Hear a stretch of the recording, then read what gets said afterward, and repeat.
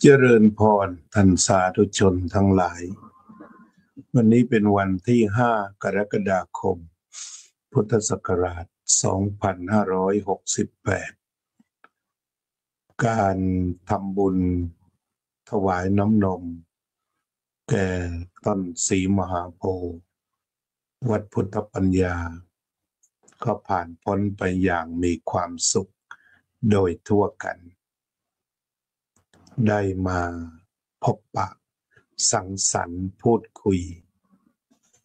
ญาติโยมมีความสุขด้วยกันทุกคนโดยเฉพาะเป้าหมาย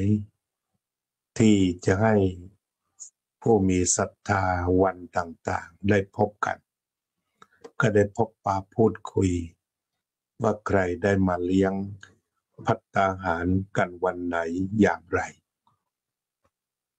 แต่คนก็ไม่มากนักพอดี พอดีกับที่จอดรถทานอาหารกันสบายแถวไม่แน่นโปร่งๆมีพระมา10 กว่ารูปทุกอย่างก็เป็นความสุขร่วมกันเมื่องานเสร็จชาววัดพุทธปัญญาผู้มีน้ำใจได้ปฏิบัติวิยาวัจจะใหม่เก็บโต๊ะเก็บเก้าอี้จานช้อนเข้าที่เรียบร้อยอีกส่วนหนึ่งก็ได้นิมนต์ท่านอาจารย์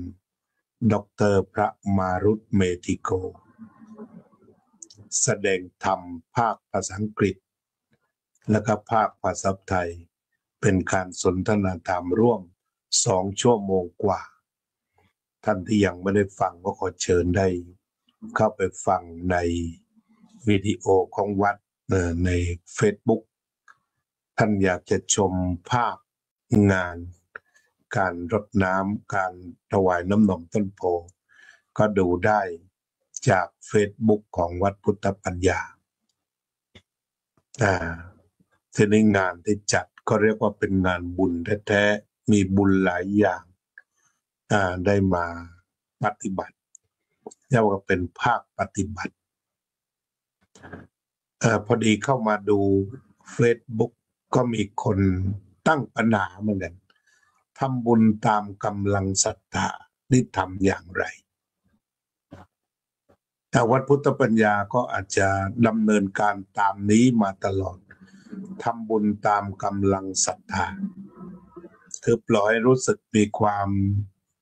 สุขมีเสรีในการที่จะทำหรือไม่ทำแต่เรียกว่ากำลังศรัทธาอยู่ตรงนั้นทีนี้ความศรัทธาทำความเข้าใจศรัทธาซะก่อนศรัทธาก็คือความเชื่อมั่นจนอยากปฏิบัติธรรมเช่นศรัทธาในการตรัสรู้ของพระพุทธเจ้าก็มีความเชื่อมั่นในพระพุทธเจ้าและปรารถนาจะปฏิบัติตามเรียกว่าตถาคตโพธิศรัทธาต่อไปกรรมศรัทธามีความเชื่อในการกระทำคือการกระทำดีทางกายวาจาและใจแล้วก็บุญก็คือวิถีแห่งความดีชนิดหนึ่งทำบุญเป็นวิถีความดีชนิดหนึ่งเป็นภาคปฏิบัตินั่นก็มีกรรมศรัทธาวิบากศรัทธาเกิดวิบากกรรมสกตาศรัทธาเราเรียกว่าเป็นอัตลักษณ์หรือเอกลักษณ์ของใครๆที่ติดตัวมา ที่ติดตัวมาอาจจะเรียกว่าเป็นทั้งกรรมดีหรือกรรมไม่ดีอันประกอบเป็นความคิดการทำการพูดที่ออกมาเป็นเอกลักษณ์ของแต่ละคนที่แตกต่างกันออกไปเรียกว่าเป็นความแตกต่างระหว่างบุคคลมาจุดนี้มาจากตรงนี้ที่เมื่อเข้าใจกรรมว่าทุกคนมีความแตกต่างกันโดยกรรมก็จะอภัยก่อนเพื่อรักษาใจไม่ให้ขุ่นมัว ไม่ปรารถนาจะให้ใครมาเหมือนกับที่เราคิดวางซะแล้วความทุกข์มันก็จะลดน้อยทันทีอันนี้เรียกว่ากำลังศรัทธาคือศรัทธาในพระพุทธเจ้าซะก่อนวางไว้ตรงนั้นศรัทธาในการตรัสรู้ศรัทธาในกรรมดีนะว่าให้ผลดีแล้วก็มีความเชื่อมีความศรัทธาว่าแต่ละคนเนี่ยมีการกระทำการพูดการคิดหรือกรรมที่ต่างกันแล้วก็ได้สะสมมาต่างกันคือได้ทำบ่อย อย่างบางคนมาวัดบ่อยก็เป็นกรรมชนิดหนึ่งบางคนชอบเข้าร้านเหล้าก็เป็นกรรมอีกชนิดหนึ่งบางคนชอบเข้าบ่อนก็เป็นกรรมอีกชนิดหนึ่งก็แตกต่างกันจะไปเกณฑ์ว่าทุกคนมาวัดหมดเป็นไปได้ยากแล้วก็มีความทุกข์มากถ้าใครขืนเกณฑ์ไปแบบนั้นมีความทุกข์จริงๆอย่าไปแตะแล้วทุกข์ฉะนั้นในบางประเทศที่มีการปฏิวัติเปลี่ยนแปลงระบบที่พากันตายพากันบาดเจ็บจำนวนมากก็เนื่องจากมันมีความยึดในศรัทธาตัวนั้นศรัทธาในสิ่งใดอีกอย่างหนึ่งนอกจากพระพุทธเจ้าเช่นว่าศรัทธาในพรรคการเมืองใดศรัทธาในหัวหน้าพรรคการเมืองศรัทธาในผู้ก่อตั้งพรรคการเมืองแต่ท่านในวัดก็มีความศรัทธานอกจากศรัทธาในพระพุทธพระธรรมพระสงฆ์ยังไปศรัทธาในเจ้าอาวาสหรือผู้นำของสงฆ์ในที่นั้นๆอีกศรัทธาในพระที่รู้จักวิสาสะกันอีกทีนี้อย่างไรก็ตามเรามาตั้งหลักเสียก่อนว่าทำบุญนะทำอย่างไรการทำบุญหรือว่าทำกรรมดีพระพุทธองค์ก็วางหลักไว้ให้10 ประการการให้ทานให้วัตถุสิ่งของถวายข้าวถวายน้ำแก่พระสงฆ์หรือว่าถวายปัจเจก4จีวรบิณฑบาตเสนาสนะเภสัชนี่ก็คือรากฐานที่มีต่อสงฆ์ถวายอย่างนั้นเรียกว่าเป็นการให้ทานทีนี้การให้ทานเนี่ยมีนักปราชญ์ท่านสรุปไว้ว่าทำได้3 อย่างที่1คือให้เพื่อตอบแทนพระคุณนั่นก็คือเราจะต้องทำบุญกับพระในบ้านหรือบิดามารดาเพื่อตอบแทนพระคุณนอกจากนี้ใครก็ตามที่เราเห็นว่ามีพระคุณ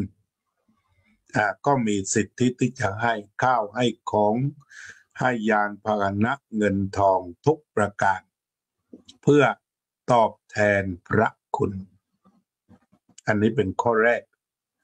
ต่อไปให้เพื่อ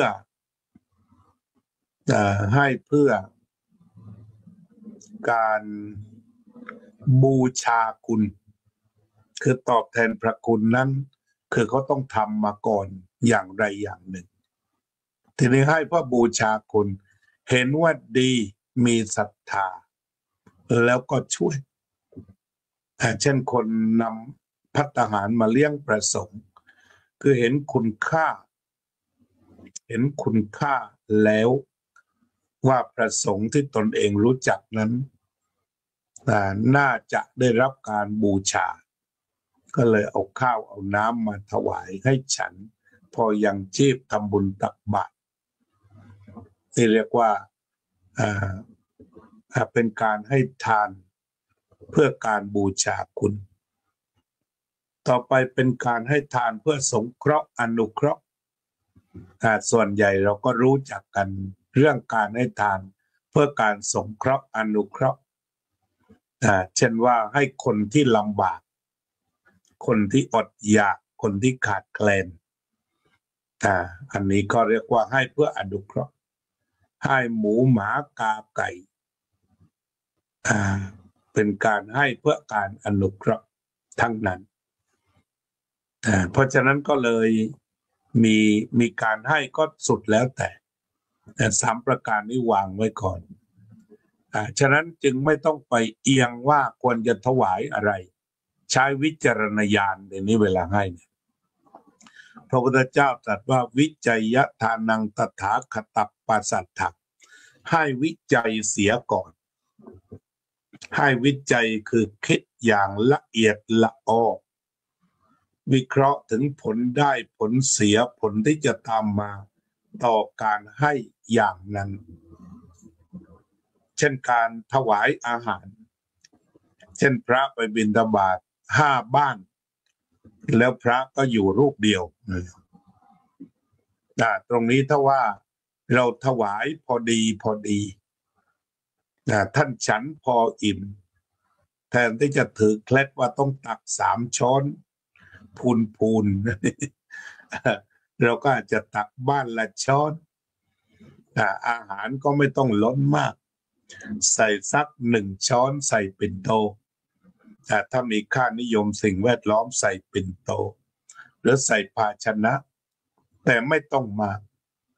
กล่าวว่าตักคลุกข้าวเสร็จแล้ว5 เจ้าก็พอหมดอาจจะเหลือให้หมาถ้าที่วัดมีหมามีไก่ก็แบ่งปันกันไปอันนี้เราว่าให้ใจเป็นใหญ่ว่าจะให้แล้ววิจัยอย่างดีแต่ถ้าไม่วิจัยทำตามความเชื่อก็เรียกว่าให้มาเยอะๆเลยพอสุดท้ายพระก็ฉันไม่หมดเอาละสิที่นี้ฉะนั้นวิจัยมันอยู่ตรงเนี้ยว่าสิ่งที่เราให้ประโยชน์เนี่ยสิ่งที่เราให้ไปเนี่ยมันเป็นประโยชน์สูงสุดหรือเปล่าถึงที่สุดหรือเปล่าแนววิจัยซะก่อนพอวิจัยแล้วมันตามกำลังศรัทธาคือไม่ทำเพราะว่าเสียงเยินยอเสียงยั่วยุหรือว่าไม่ทำเพราะว่าเป็นความเชื่อเช่นต้องซื้อสังฆทานราคาแพงๆมาถวายพระอยู่เมืองไทยเคยเป็นนายโยมเมื่อกันสังฆทานตามตลาดก็ชุดละ500ไปเลยก็เลยบอกญาติโยมว่าเวลาสวดอภิธรรมเนี่ยเอานมสัก6 กล่องก็พอครึ่งโหลหรือแล้วแต่ราคามันจะลดหวบก็นำมาห่อกระดาษนิดหน่อยไม่ต้องห่อก็ได้ถวายพระไปท่านก็ได้ฉันพอหมดพอดีนี่เรียกว่าถวายตามกำลังศรัทธาแล้วต้องวิจัยด้วยต้องมีงานวิจัยด้วยวิจัยในใจแล้วเราก็เรียกว่าการถวายตามกำลังศรัทธาก็เกิดขึ้นอาตมาเคยบอกญาติโยมตลอดเช่นจะบริจาคเงินก็ส่วนมากพอพูดถึงทำบุญเดี๋ยวนี้เห็นแต่เงินทั้งนั้นนะแต่ความจริงแล้วก็คือหลายเรื่องอย่างที่วัดพุทธปัญญาในกระดาษที่จะใช้เช็ดต่างๆก็ต้องใช้ทุกวันโยมก็พามาถวาย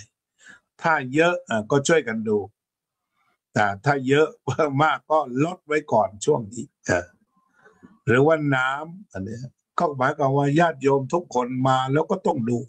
อะไรค่อนข้างจะขาดเพราะใช้ร่วมกันระหว่างพระกับโยมอันนี้สังฆทานแบบวัดพุทธปัญญาเป็นแบบนี้ที่ก็ใช้การวิจัยข้าวของไม่ต้องซื้อมาเยอะมาจนล้นค่อยๆใช้ไปช้อนยังมีอยู่ไหมยังมีไม่ต้องซื้อเพราะฉะนั้นบางทีเขาก็ถามกันนะในวงญาติโยมว่าวัดขาดอะไรจริงๆญาติโยมก็คุยกันเองเพราะเป็นผู้ใช้ของก็เป็นเจ้าของวัดด้วยกันทุกคนเป็นผู้ใช้ของฉะนั้นก็บอกตอนนี้จานกระดาษชักจะน้อยลงตอนนี้น้ำเริ่มน้อยอะไรทำนองนี้กระดาษที่เป็นม้วนหรือว่าบางทีเอากระดาษชำระล้นช่วงนี้งดไว้ก่อนเหล่านี้แต่ไม่ใช้วิธีขายก็ซื้อมาจริงๆถวายจริงๆตามศรัทธาเมื่อบริหารจัดการดีของมันไม่เสียก็ใช้กันได้คุ้มค่าอยู่ตรงนี้ ฉะนั้นมันก็เกี่ยวกับการให้ทานว่าจะต้องคิดก่อนวิจัยก่อนอันนี้ที่ปฏิบัติที่วัดพุทธปัญญาก็ไม่มีปัญหาปฏิบัติกันแบบเป็นศรัทธาจริงๆเอาอย่างเมื่อวานงานพิธีถวายนมกับต้นสีมาโพธิ์ก็แล้วแต่ละเจ้าใครจะนำมากี่อย่างบางท่านนี่เรียกว่ามีความพร้อมมีกำลังศรัทธาคนเดียวทำ3 อย่างมีพร้อมหมายถึงว่ามีศรัทธาด้วยแล้วก็มีเหตุปัจจัยพร้อมด้วยมีวัตถุดิบด้วยมีอะไรด้วยก็ทำอาหารมาช่วย3 อย่างบางคนบอกเอาทำขนม1 อย่างทำขนมจีนมาเมื่อวานนี้มีการประสานงานกันอย่างสวยงามที่คุณปูซึ่งเป็นแม่ของน้องสาธุชนทำขนมจีนคุณรัตนาแม่ของน้องธีรรัตน์ก็บอกขอดูผักได้เวลาก็มาเจอกันในฐานะเป็นครอบครัวเจ้าภาพวันจันทร์คุณรัตนาคุณธีรศักดิ์เจ้าภาพวันอังคารก็คุณนันทยาอย่างนี้ก็มาพบกันขนมจีนก็มาแล้วอีกฝ่ายหนึ่งก็ทำผักมาร่วมแล้วอีกหลายๆคนก็เต็มโต๊ะละนะทุกคนก็นำมาทุกคนมีขนมทุกคนมีผลไม้เรียกว่าถวายพระ10 กว่ารูปสบายญาติโยมทานเสร็จแล้วก็แจกตามปกติทุกอย่างดำเนินไปด้วยความเรียบร้อยทุกประการนี่เรียกว่าทำบุญตามกำลังศรัทธาคือความพร้อมมีแค่ไหนก็ทำแค่นั้นไม่มีนั้นที่วัดพุทธปัญญาจึงไม่มีการขายผ้าไตรไม่มีการขายสังฆทานหรืออะไรที่เป็นขายเพราะถ้าว่าวัดจัดการขายมันจะไปบีบหัวใจที่ไม่ศรัทธาแล้วท่านจะซื้อผ้าไตรนี่ผืนละ30อย่างเนี้ยไตรละ30นะตรงนั้นเพื่อไปถวายสังฆทานถังอีก$60แล้วไปไกลแล้วก็เพราะว่ามันขาดอุปสรรคขาดอิสรภาพเพราะว่าโดนกำหนดกรอบไปแล้วถ้าทำต้องอย่างนี้ชุดละเท่านี้เอาทีนี้อย่างวัดพุทธปัญญาเมื่อวานก็มีหนังสือแจกถึงแม้จะมีคนเอาไปน้อยแต่ว่าก็มีสำหรับผู้ใฝ่ธรรมแล้วการบริจาคก็สบายไม่บริจาคก็ได้บริจาคก็ได้ตามกำลังศรัทธาเนี่ยตามกำลังศรัทธาเนี่ยคือความศรัทธาที่จะบริจาคเงินเนี่ยทำมาให้กลั่นกรองซะก่อนไตรตรองให้ดีก็สุดแล้วแต่ที่จะบริจาคนั่นแหละไตรตรองให้ดีไม่มีราคาก็บริจาคไปโดยไม่ต้องใส่ราคาว่าเท่าไหร่ไม่บริจาคก็ได้แค่มาวัดเราก็ประทับใจแล้วแต่สำคัญอยู่ที่คนนะเพราะเวลาทำงานอะไรเขาถามว่าคนเยอะไหม ฉะนั้นสำคัญก็ที่คนนี่คนมานี่ถือว่ามีคุณค่าสูงสุดแล้วก็ยังบริจาคช่วยค่าใช้จ่ายวัดเมื่อวานท่านประธานคณะกรรมการบริหารโยมกัลยาว่องทิพย์คงคาทำหน้าที่เป็นธรรมทูตคฤหัสถ์ได้อย่างยอดเยี่ยมทั้งประสานงานทั้งอะไรเนี่ยแล้วรายงานทราบว่ามีผู้มาบริจาคเงินเข้าวัดนะถึง$2,500จากใจไม่ได้ขอไม่ได้เรียกใดๆควักให้กันเลยคณะกรรมการก็เขียนโมทนาบัตรให้ไปนับกันแล้วได้$2,500ก็จะได้นำไปใช้อย่างเกิดประโยชน์ด้วยความประหยัดเพื่องานเผยแผ่พระพุทธศาสนาถวายความสะดวก เช่นที่วัดเนี่ยพระรูปไหนมาอยู่นิมนต์ถ่ายทอดสดเท่าที่จะทำได้งั้นรายจ่ายตรงนี้วัดก็ดูแลค่า Wi-Fi อันนี้ก็ถวายการดูแลอย่างนั้นไฟถ้าไม่ใช่เป็นฤดูร้อนแรงรายจ่ายไม่เยอะแต่ตอนนี้รู้สึกว่าเริ่มจะจ่าย$30ว่างั้น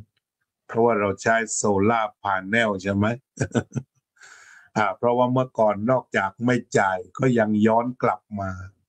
แสดงว่าพอยต์เริ่มหมดแล้วก็เริ่มจะต้องจ่ายเพราะว่าใช้ไฟหนักในฤดูร้อนอันนี้เมื่อวานนี้ก็ชาววัดก็มากันเต็มที่ ได้พบหน้าค่าตากันแบบสบายญาติโยมถามว่าทำบุญตามกำลังศรัทธาทำแบบไหนก็แบบวัดพุทธปัญญาไม่กะใดๆไม่เกณฑ์ใดๆว่าต้องเท่าไหร่คือทางวัดก็จะต้องเปิดด้วยคือเปิดอย่าใส่ราคาของเข้าไปเพราะว่ามันศรัทธามันจะหมดทันทีมันซื้อทันทีเลยถึงแม้ว่าในโลกทุนนิยมจะเป็นความสะดวกแต่ว่าต่อไปมันก็กลายเป็นการค้าขายที่ตอนนี้หลายๆวัดที่เขาถามว่ามันมีปัญหาความร่ำรวยก็อยากให้สังเกตว่าวัดที่เรียกว่าร่ำรวยก็คือต้องมีของขายตรงเช่นว่าขายผ้าไตรขายสังฆทานนี่ขายตรงแล้วขายแบบไม่ตรงก็คือวางตู้เอาไว้แล้วคนก็จะหยอดตู้เงินมันก็เยอะขึ้นเพราะมันมีวิธีการที่จะช้อนฉะนั้นพอมีเสร็จแล้วก็ไม่นำไปใช้ให้เกิดประโยชน์ก็กลายเป็นปัญหาเช่นว่าไปกันใหญ่เนี่ยพระนี่มีทองเก่งกำไรทองไปซื้อทองมาแล้วหาย300 กว่าบาทเหล่านี้ตามข่าวตรงนี้ก็ไม่เป็นไรมาทบทวนกันสมัยถ้าจะไปทำบุญวัดที่ว่าเนี่ยชื่อวัดอะไรลืมแล้วเราก็ไปถวายค่าน้ำค่าไฟตามสบายใจหยอดสักบาท2 บาทถ้ามีเศษเงินเพราะรู้ว่าวัดมั่งคั่งแต่วิธีการไม่ยากแต่เราอยากทำบุญเราก็ลดน้อยลงไปเช่นวัดมีความมั่งคั่งแต่บางวัดใหญ่ๆในกทมมีเป็น2,000 ล้านทีถ้าเรามีข้อมูลแบบนี้ก็ถ้าจะต้องทำก็ทำน้อยๆเลยหรือว่าถ้าจะไปดูบางวัดที่ค่าไฟก็ยังไม่พอถ้าได้ทราบข่าวก็ช่วยไปจนพอไม่ต้องถึงกับล้นวิธีการบริหารจัดการของวัดพุทธปัญญาตรงนี้เวลาทำโครงการก็จะหยุดทันทีอย่างเมื่อวานเนี่ยมีญาติโยมคนหนึ่งมาถามจะสร้างโบสถ์เมื่อไหร่บอกสร้างเสร็จนานแล้วก็หลังนั้นแหละเป็นโบสถ์ด้วยเป็นห้องส่งด้วยเป็นที่ทำบุญด้วยเอาไม่สร้างโบสถ์แล้วท่านอยากจะสร้างอะไรอีกก็ไม่ได้สร้างอะไรแล้วก็สร้างหมดแล้วที่มีแค่นี้ก็เหลือแต่ใช้งานคืออยากจะบริจาคฉะนั้นบางทีบางวัดที่ฉลาดก็หมายความว่าสร้างไม่เสร็จใครมาก็เชิญสร้างโบสถ์เชิญสร้างโบสถ์สร้างอยู่นั่นแหละความจริงจ่ายจริงๆก็จะเสร็จ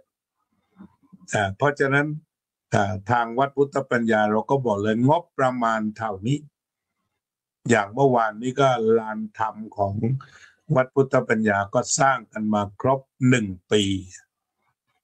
จุดออกสตาร์ทตรงนั้นเมื่อปีที่แล้วคุณพิมลมาศผิวนวลกับโยมธงชัยวินัยธรรมวางกันบอกทำสมัยเธอท่านปูนเปินแตกหมดแล้วเอาโยม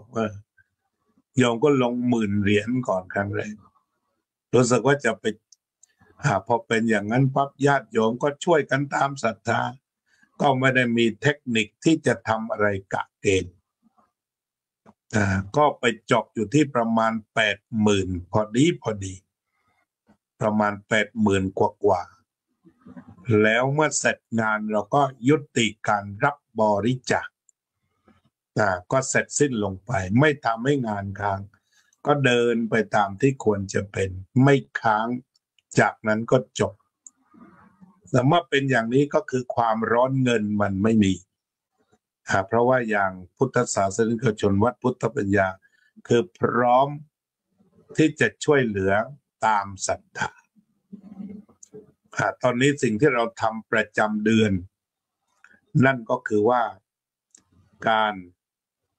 บริจาคเงินเป็นทุนการศึกษาให้สามเณร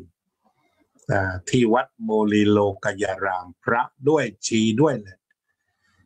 โดยกำหนดที่กล่าวมาก็คือถวายรูปละ500 บาทเพื่อที่จะได้ใช้จ่ายอะไรบ้างอาจจะดูสภาวะเงินเฟ้อมันก็ไม่ได้เยอะแต่ถ้าได้ไว้บ้างก็ดีเหมือนกันเก็บติดมือจะได้ซื้อของพระเนรใช้จ่ายซื้อยางลบซื้อดินสอซื้อปากกาก็ได้หลายอยู่เหมือนกันแล้วก็ถวายภัตตาหารด้วยที่วัดโมลีโลกยารามก็กำหนดกันไปว่าตามศรัทธาอันนี้จริงๆว่าจะได้เดือนละกี่ทุนเช่นว่าเดือนที่ผ่านมาเดือนเกิดเดือนมิถุนายนเดือนเกิดของโยมกัลยาว่องทิพย์คงคาก็ทำเท่าอายุ76 ทุนใช่ไหมถึง76 ทุนละ500 บาทก็สำหรับเดือนนี้ก็ไปสบายแต่ได้สัก40 ทุนประมาณนั้นแต่ว่าไม่ได้กาหรอกไม่ถึงก็ไม่เป็นไร แต่ทำแน่ต้องได้บ้างล่ะทุกเดือนทำบุญทุกเดือนแบบเปิดไว้โปร่งแต่ละท่านญาติโยมทั้งหลายมาก็แจ้งจะทำบุญถวายกองทุนนิตยพัฒน์ซึ่งก็จะมีการถวายกันทุกเดือนทางวัดพุทธปัญญาก็คาดว่าสักวันที่10ขึ้นไปแหละก็ไม่ได้รับพร่ำเพรื่อหรือว่าไปเที่ยวเรียอะไรดูเดือด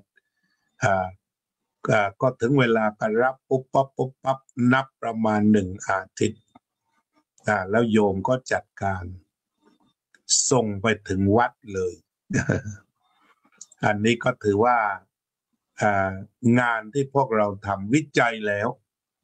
อย่างการถวายพระเนนชีเรียนบาลีที่วัดโมลีโลกยารามนั้นก็ถือว่าวิจัยแล้วว่าดีเป็นเรื่องดีแต่พระภิกษุสามเณรตั้งอกตั้งใจศึกษาพระบาลีเป็นเรื่องดีแน่ๆเป็นเรื่องดีแน่ๆวิจัยแล้วและขณะเดียวกันก็ไม่ผูกพันถ้าว่ามันไม่มีใครทำอีกแล้วเราก็หยุดก็พร้อมจะหยุดทีนี้งานปีก็บริจาคขึ้นไป3 โรงเรียนแม่วากอำเภอแม่แจ่มโรงเรียนพุทธเกษตรจังหวัดแม่ฮ่องสอนโรงเรียนไตรมิตรสามัคคีจังหวัดลำปางเมื่อก่อนได้4-5 โรงแต่พอได้งบขายขวดขายกระป๋องลดลงเราก็ต้องลดโรงเรียนลงแล้วก็ลดไป2 โรงนะมันก็มีเงินแค่นี้แล้วก็ไม่ได้ไปขูดรีดใครว่าแม้แล้วก็ไปชักจูงเขาว่าอย่าทำให้เด็กลำบากเลยไม่ชักจูงใดๆคุยกันรู้เข้าใจแล้วก็ศรัทธาเนี่ยมันก็เป็นวิจัยทานังตถาคตปัสสัทธังก็คือให้วิจัยอันนี้สิ่งที่ชาววัดทำอยู่ก็ทำตามกำลังศรัทธาสบาย ญาติโยมมาวัดไม่ขาดก็มาตามกำลังศรัทธาวันไหนว่างมีศรัทธาแล้วก็มา ศรัทธาก็คือความเชื่อว่าไปทำเรื่องนั้นแล้วดีมาสวดมนต์ด้วยกันดีมาทำวัดด้วยกันดีมานั่งสมาธิด้วยกันดีมากินข้าวร่วมกันดีอันนั้นเรียกว่ามีศรัทธาก็ทำไปตามกำลังศรัทธา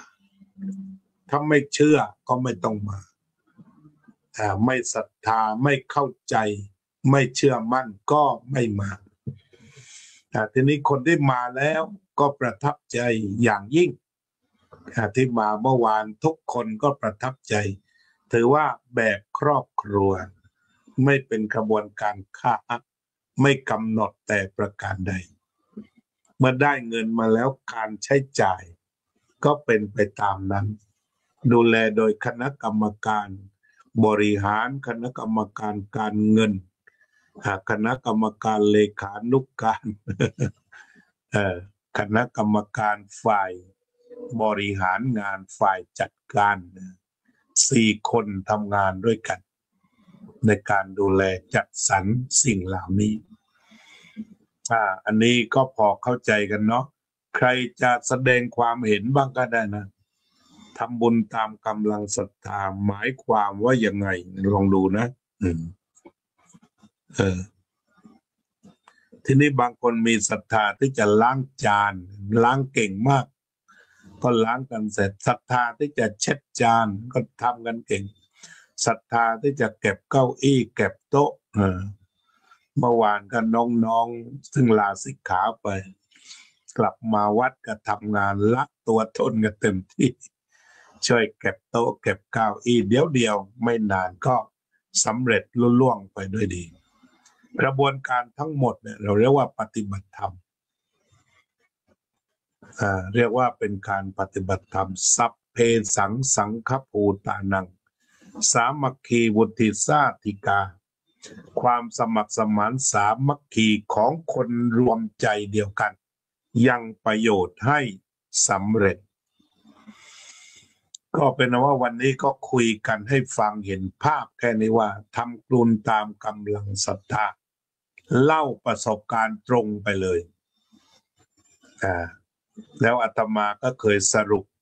ว่าเวลาจะบริจาคเงินณที่ใดก็ล้วงกระเป๋าไปดูก่อนเสียดายไหมหรือเราจะต้องไปจ่ายอะไรบ้างข้าวสารกะปิน้ำปลาน้ำมันไข่ผักมีแล้วหรือยังถ้าพร้อมเหลือจริงๆบริจาคจริงสบายใจจริงก็ทำบุญนั่นตามศรัทธาแล้วทำไปเถอะ100 ปีไม่มีเศร้าไม่มีเสียดายไม่มีเสียดายทำไปก็มีแต่ความปลาบปลื้มแต่ถ้าว่าทำด้วยแรงจูงใจแปลกๆฉันไปเจอพระที่อ้างตนว่าศักดิ์สิทธิ์ทำไปอย่างหนักพอสุดท้ายพาไปซื้อเครื่องบินเล่นอย่างนี้เสียดายย้อนหลังฉะนั้นอย่าทุ่มหนักแบบซื้อบุญแต่ว่าทำเพื่อบำรุงงานที่พระสงฆ์ท่านทำทำเพื่อบำรุงงานที่พระสงฆ์ทำในอย่างพระรูปไหนต้องเผยแผ่แบบเคลื่อนที่ซื้อซิมถวายได้อย่างอาตมาไปสวิตเซอร์แลนด์โยมก็ซื้อซิมถวายออกอากาศตรงไหนก็ได้ ก็ซื้อเอาซิมมาใส่ให้นะไม่ต้องเอาตังค์ ก็ตัวงานให้ตัวงานเนี่ยมันเป็นสำคัญบางอย่างก็สนับสนุนกันไปมาในรูปแบบของทานคือสบายใจไม่หายสบายใจไปเรื่อยจะได้ทำแบบนั้นพยายามหลบการซื้อขายให้ได้หลบแนวคิดของการซื้อขายของวิธีการเช่นผ่อนส่งบุญอะไรเนี่ยล้วนแต่ทำให้ไปทำลายบุญในตัวทั้งนั้นแต่ให้ออกมาจากน้ำใสใจจริงแท้ๆแล้วก็บำรุงพระศาสนาให้เคลื่อนคล้อยไป ต่อไปก็เจริญสมาธิภาวนาร่วมกัน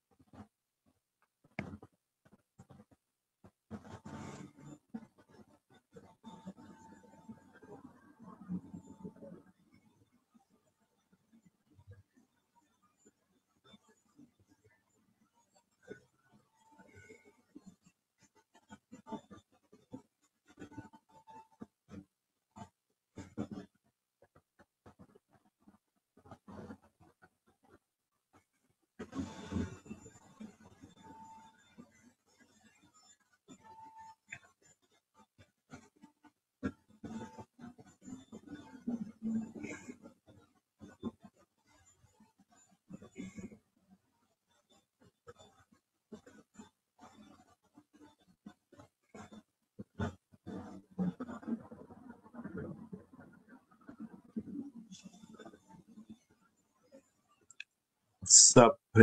สัตตาสัตว์ทั้งหลายที่เป็นเพื่อนทุกข์เกิดแก่เจ็บตายด้วยกันทั้งหมดทั้งสิ้นอาเวราโหนตุจงเป็นสุขเป็นสุขเถิดอย่าได้มีเวรแก่กันและกันเลย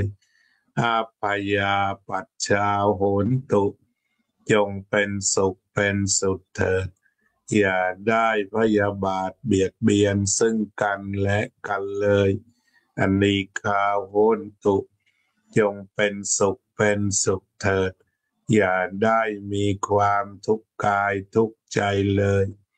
สุขีอัตตานังปาริหะอรันตุจงมีความสุขกายสุขใจรักษาตนให้พ้นจากทุกภัยทั้งสิ้นเถิดอภิวาทนาสีลิสะนิจจังวุธาปัจจายโนจัตตารโอธรรมาวัฏันติอายุวันโนสุขังพลังต่อไปกระทักทายพี่น้องทำบุญตามศรัทธาทำยังไงเขียนให้อ่านบ้างก็ได้นะตามทัศนะของโยม ในตอนนี้วัดพุทธปัญญาเราก็ทำมาตลอดทำบุญตามศรัทธาเจริญพรโยมอุบลเจริญพรโยมอุบล ก็เหมือนกับอาตมาก็กำหนดมาจากสวิตโยมอุบลก็ถวายมาบอกว่าไว้เป็นค่าเครื่อง โยมทิติมาแล้วมาที่นี่ก็คุณโยมพิมลมากตบท้ายด้วยโยมกัลยาก็ถือว่าค่าเครื่องบินไปสวิตพอเพียงจบ ถ้าใครบอกว่าถวายค่าเครื่องเนี่ยไม่รับละเพราะว่าเรียบร้อยแล้วเริ่มต้นด้วยโยมอุบลโยมทิติมาโยมพิมลมากตบท้ายด้วยโยมกัลยาทีเดียวจบฉะนั้นถ้าใครบอกว่า15 ธันวาท่านจะไปสวิตเซอร์แลนด์ ถ้าจะไปสวิตเซอร์แลนด์ถวายค่าเดินทางนี่ไม่รับแล้วนะ เพราะว่าจบแล้วก็รับแบบนี้แหละ มันไม่ต้องเหลือเอาเป็นคราวๆเดี๋ยวรอบหน้าไปไหนก็ค่อยบอกอีกโยมสุนิตวงสุเทพสมัยอยู่วัดประสาทนิกรด้วยกันก็โยมเป็นผู้ช่วยดูแลนำมาพัฒนาโยมทำบัญชีเรียบร้อยนำมาพัฒนาลานทำกันโยมประพันธ์วงพาณิชย์เจริญพรเอาคุยกันมานะทำตามกำลังศรัทธาโยมสุพรรณิกาฉายาลักษณ์โยมบัวผันโหนโยมเอกพลพุ่มบัว โยมรุ่งนภาโรจนะบุรานนท์โยมเค้นธนาโยมภัยจิตบุญร่วมโยมโจ้ยินดีโยมบัวผันโฮลโยมน้อยพรหมประเสริฐโยมพยาวเจนพนัทโยมรมระวินและคณะยกอาหารญี่ปุ่นมาทำสดหลายคนทานแล้วบอกสดจังเลยห่อกันตรงนี้ เขาเรียกอะไรนะเนี่ยห่อกันตรงนี้แล้วก็ทีมงานเชฟมาเองปีนี้ก็โยมระวินจัดเต็มเจริญพรโยมนพรัตน์โยมนิคมโยมทิติมาเนี่ยถวายค่าเครื่องบินกลับสวิตด้วย โยมกัลยาว่องทิพย์คงคาโยมวรวิทย์จิตจาตุรันเมื่อวานก็มากันหมดเนี่ยมาช่วยกันมาก็3แล้วครอบครัวเดียวนี้ 3แล้วอีกครอบครัวหนึ่งมา10 อีก10เป็น13 คนโยมศรีวิไลศรีวงชัยวัดไทยสังกาเลนโยมบัวผันโฮลโยมนพรัตน์บุญกอบโยมกัลยาว่องทิพย์คงคาโยมศรีวิไลศรีวงชัยโยมน้อยพรหมประเสริฐโยมโจ้ยินดีเมื่อวานโยมโจ้ก็พาน้องอิงทำมาเรียนจบทำงานแล้วที่เด็กที่เคยอุ้มตอนนี้ก็เรียนจบทำงานแล้วเราก็แก่จริงๆ ยืนคู่กับพ่อคนไหนพ่อคนไหนลูกนะ แต่น่ารักอย่างน่ารักเหมือนเดิมน้องอิงทำเรียกว่าแม่โจ้เนี่ยตั้งใจเลี้ยงน้องให้มีธรรมะก็มีธรรมะนั่นแหละเมื่อวานก็เจอหลายรายที่ตั้งใจให้ลูกมีธรรมะก็มีธรรมะเลยโตขึ้นดีอันนี้เห็นแหละเห็นมาฟังเทศตั้งแต่ยังอยู่ในเปลนะโยมเอกพลพุ่มบูวันนี้ก็ต้องมาอีกใช่ไหมโยมวันเจ้าภาพวันเสาร์โยมวรวิทย์จิตจาตุรันโยมกัลยาแบ่งส่วนเนาะโยมแบ่งหลวงพ่อปัญญาว่า1ใช้จ่ายให้พอประจำวัน2ลงทุน3เก็บไว้เซฟวิ่งแล้วก็4ทำบุญโยมมีเงินส่วนนี้หรือเปล่าเงินส่วนที่เก็บไว้ทำบุญใช้แบบแนวคิดหลวงพ่อปัญญาใช่ไหมลองเดาดู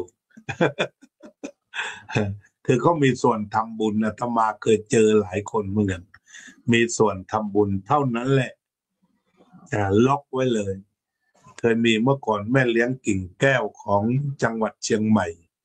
จะแจกทุนการศึกษาต่างๆมากมายแต่ว่าถ้าหมดเห็นก็บอกว่าหมดแล้วใช้ดอกเบี้ยทำอันนี้เรียกว่าเก็บส่วนเอาไว้ทำบุญตามศรัทธาทำแล้วไม่เบียดเบียนตนเองไม่ลำบากตนเองสบายใจ โยมสุบรรณิกาถ้าปล่อยให้ทำบุญตามศรัทธาเนี่ยมาเลี้ยงอาหารเนี่ย4 อย่างทำเองหมดก็เลยตอนนี้ขอต่อรอง พระต่อรองได้ด้วย จากหลายอย่างให้ลดแบบอาหารจานเดียว รอบที่แล้วก็เริ่มเวิร์กแล้วทำราดหน้ามาถวายถ้าปล่อยทำศรัทธาโยมนะมาแรก วัดไทยสังกาเล่นเจริญพรโยมรัตตินันติดตามทั้งรายการทางวัดปราสาทนิกรและวัดพุทธปัญญายินดีต้อนรับชาวพุทธรุ่นใหม่ มีศรัทธาแรงกล้าเลยเนี่ยเป็นชาวพุทธรุ่นใหม่ ดูแลรักษาการเจ้าอาวาสให้ดีมีงานอะไรช่วยท่านก็ช่วยเลยเห็นแล้วทำเลยเพราะเรารอคอยมานานวัดว่างผู้นำตอนนี้มี2 วันแล้วคงชื่นใจกันมากเลี้ยงซูชิในเมื่อวานโยมรงรวินเจ้าภาพซูชิยกกองถ่ายมาไว้ที่นี่เลยโยมโจ้เมื่อวานพาน้องมาสวดมนต์ด้วยโยมเอกพลเป็นพ่อครัวมือเด็ดเหมือนกันโยมกัลยาปฏิบัติตามหลวงพ่อปัญญานันทะมีกองสำหรับทำบุญอยู่หลานอัจฉาวดีมีแก้วสบายดีหรือเปล่าลูกเพราะว่าลูกจะต้องรักษาตัวอยู่เหมือนกันทำใจให้ดีรักษาตัวก็รักษาแต่อย่าให้มันลามมาป่วยใจป่วยกายก็หนักแล้วรักษาใจทำตามหมอบอกทุกอย่างเท่าที่จะทำได้ก็ทราบว่าป่วยบางทีมันก็หนักมันบีบเรามาเหมือนกันแต่ว่ารักษาใจลูกรักษาสัก 50% ที่เหลือก็หมอรักษาคนละครึ่งโครงการคนละครึ่งรักษาใจเอาใจไว้กับลมหายใจนี่แหละถ้าเรายังหายใจอยู่นี่รับรองว่าไปไกลรักษาลมหายใจใช้ลมหายใจดับทุกข์ส่วนข้างนอกหมอเขาดูแลเองทุกอย่างหมอก็จะดูแลเกิดโรคนี้อย่างนี้ให้ทำอย่างนี้เนี่ยคุณหมอสมัยใหม่เวลาเจาะเลือดครั้งหนึ่งก็หลายหลอดแล้วก็พยากรณ์ไปปฏิบัติไปก็เห็นจริงคนที่บัติตามคำสั่งของหมอเนี่ยก็จะการรักษาได้ผลก็เป็นกำลังใจแต่เป็นหลานสาวแท้ๆเลยเนี่ยแต่ว่าป่วยซะละป่วยสักปี2 ปีบางคราวก็กำลังใจตกก็บอกน้าหลวงมาคุยได้น้าหลวงก็คือลูกพี่สาวไงปักใต้แต่ก่อนน้าล่วงเอานะก็เป็นกำลังใจทุกคนแหละนะอยู่เย็นเป็นสุขแต่ละวันขอให้อยู่เย็นนะครับเป็นสุขอันเป็นพรนั้นประเสริฐสำหรับทุกท่าน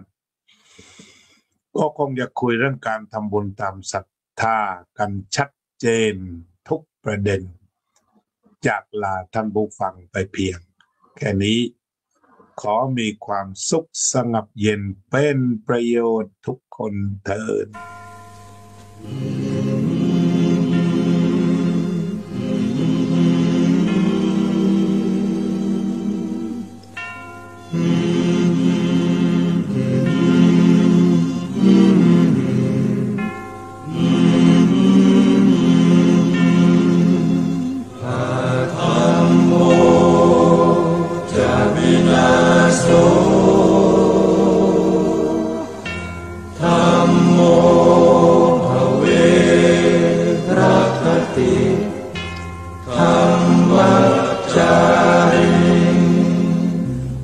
พุทธอ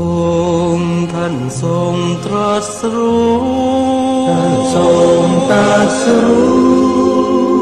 เป็นสัพพัญญูตรัสสอนความจริงว่าธรรมะย่อมชนะทุกสิ่งเป็นที่พึงพิงแก่ผู้ประพฤติชอบธรรมธัมโมจะวินาโสธัมโมภเว